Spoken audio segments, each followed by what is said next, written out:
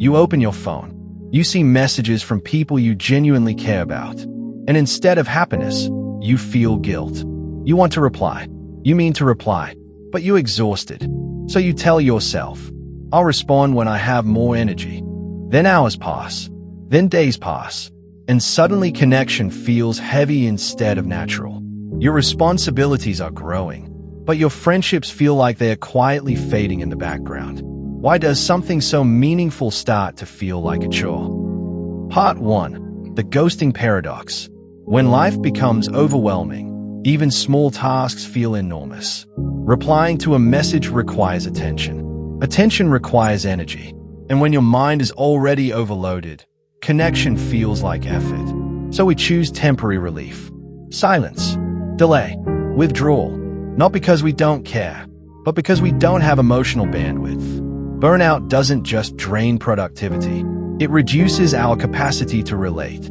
Psychologist Christina Maslach, known for her work on burnout, explains that emotional exhaustion leads people to distance themselves from relationships as a form of self-protection. It's not rejection, it's defense. But here's the paradox. The very isolation that feels protective in the moment slowly weakens the support system we need most. Part 2. The productivity trap. Modern culture quietly teaches us something dangerous. If you are not producing, you are falling behind.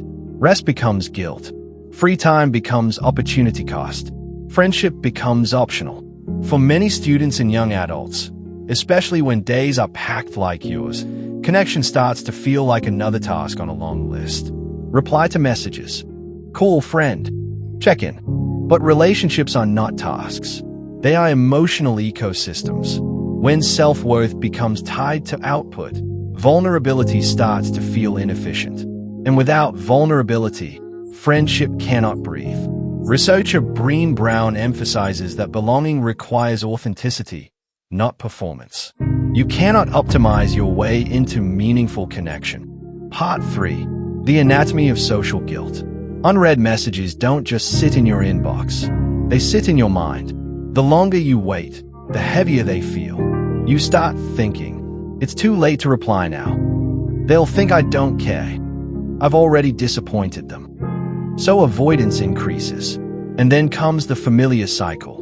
Delay. Guilt. Anxiety. Withdrawal. Even milestones become stressful. Missed birthdays. Late responses. Forgotten check-ins. The apology becomes longer than the conversation. Over time, this creates an invisible imbalance. One person reaching, the other retreating, and trust erodes quietly, not through conflict, but through absence. Part 4. The cost of quiet erosion. Humans are not designed for sustained isolation. Connection is not a luxury. It is biological regulation. Psychiatrist John T. Cacioppo, who studied loneliness extensively, found that lack of meaningful connection affects cognition, stress levels, and overall health. Digital interaction alone cannot replace presence. Scrolling updates is not the same as being known. Reacting to posts is not the same as being understood. And there is a painful realization many people face. Success feels different when you have no one to share it with. Achievement without connection often feels hollow.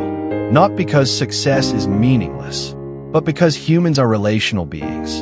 Part 5. Reclaiming the social foundation. The solution is not finding time. It is protecting time. Connection does not require long conversations. It requires honest presence. Try these practical shifts. Practice capacity honesty. Instead of disappearing, say, I'm overwhelmed this week, but you matter to me. Clarity protects relationships more than silence. Redefine friendship as recovery. The right people don't drain you. They regulate you. Connection can restore energy, not consume it. Create small, consistent rituals. Short voice notes. Weekly check-ins. Shared quiet moments. Consistency builds stability even in busy seasons. Release perfection. A late message is still connection. An imperfect response is still care. Friendship does not require constant availability. It requires continued intention. As author and Lamet beautifully reminds us, almost everything will work again if you unplug it for a few minutes, including you. Sometimes reconnection begins with simply showing up again. If life has made connection feel heavy, it doesn't mean you stopped caring. It means you became overwhelmed. But friendships rarely end in one moment. They fade through small silences, and they are rebuilt the same way, through small returns.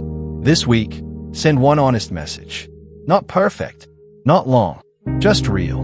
Connection doesn't require extra energy. Sometimes it creates it. What is one small way you stay connected even when life gets overwhelming? It might help someone else reconnect too.